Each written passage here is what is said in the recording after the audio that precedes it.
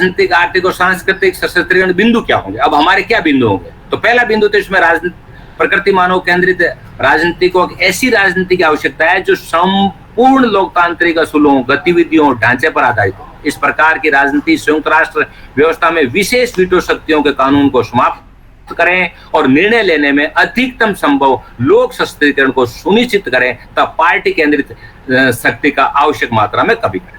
लोग हमें कहते हैं कि आपने तो ये पहले तो आपका संगठन राजनीतिक था, आपकी पार्टी थी, और फिर आपने 2002 के अंदर ये nature human centric people's movement बना दिया।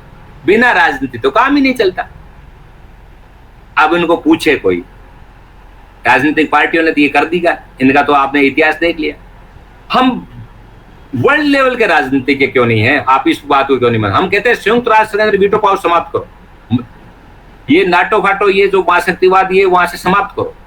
बहुत संख्यक जो फैसला ले उसके आधार पर फैसला करो और उसको कानूनी जमा पहनाओ। यदि कानूनी जमा पहनाते तो संयुक्त राष्ट्र यदि फैसला लेता है, और लिया भी, लेकिन वो लागू नहीं हुआ, नहीं तो यूक्रेन में युद्ध के अंदर वो कहता संयुक्त राष्ट्र कि नाटो और अमेरिका तुम भी चुप रहो, और रशिया कहता तुम भी चुप रहो। वो कह सकता था, लेकिन उसको कोई पावर ही नहीं।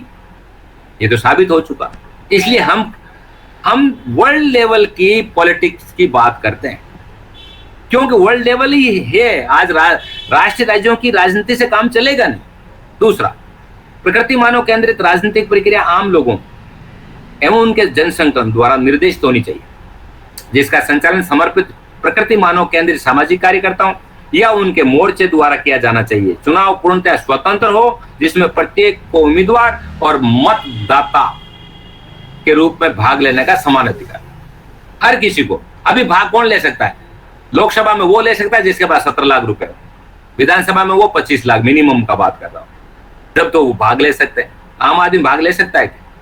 यहाँ गांव, वार्ड से अंतर्राष्ट्रीय स्तर पर सामाजिक जीवन के 3 मूलभूत पहलुओं, राजनीतिक, आर्थिक, सांस्कृतिक के प्रबंधन की शक्ति लोगों को देकर उनके सशस्त्रीकरण या जनता के नेतृत्व वाले शासन को प्रस्तावित करती है। इस पर डिटेल से अलग और चर्चाएं होगी, ये अभी एक लाइन के अंदर समझ में नहीं आएगा, लेकिन ये आपको धारणा ही समझनी है कि लोगों को पावर मिले। चाहे गांव का मामला है तो गांव के लोगों को पावर मिले। यूं नहीं कि वहां का कलेक्टर तय करे गांव के अंदर विकास कार्य क्या करना, या वहां सरपंच जो राजकीय प्रतिनिधि है वो तय करे। नहीं, वहां का वार्ड के लोग, वार्ड वो सब कुछ करे, वही पेमेंट सीधा ग्राम पंचायत में जाए, वही फैसला करे। ये है इसका राजनीतिक पहलू मांग करता है कि सभी स्तर पर, यानी अंतर्राष्ट्रीय, राष्ट्रीय, राज्य या क्षेत्रीय, जिला, ब्लॉक, गांव राजनीतिक सभा का गठन किया जाए, जो लोकतांत्रिक व्यवस्था पर कायम रहे तथा पूर्णतः लोकतांत्रिक सिद्धांतों, कार्यकलापों और ढांचों पर आधारित हो।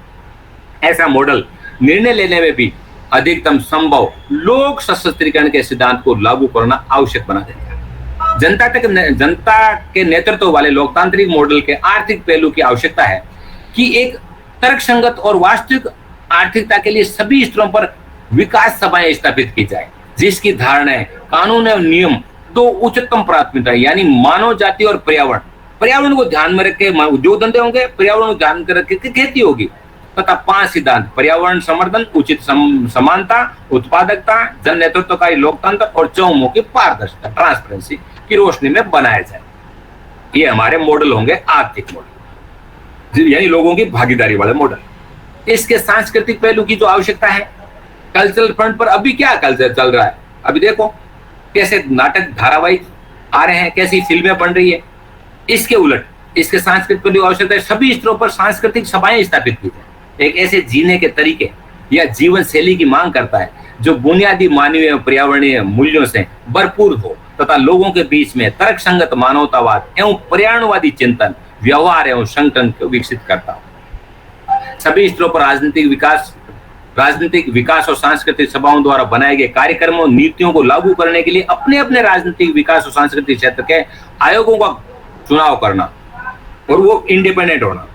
संबंधित राजनीतिक, आर्थिक और सांस्कृतिक आयोगों 5 स्तरों पर प्रत्येक राजनीतिक विकासोन्मुख सांस्कृतिक प्रक्रिया के लिए अपनी अपनी विशेषज्ञ कमेटियों का चुनाव करना। अब अभी लोकसभा में राजनीति वाले सारा फैसला करते हैं कि साहब बजट कैसे पेश करना, बजट या इकोनॉमी कैसे करना है।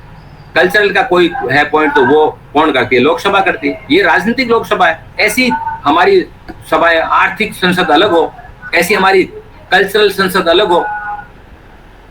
किसानों की संसद अलग हो, तब बात बने। मेरी राय ये है कि ये जो थर्ड चैप्टर है ना,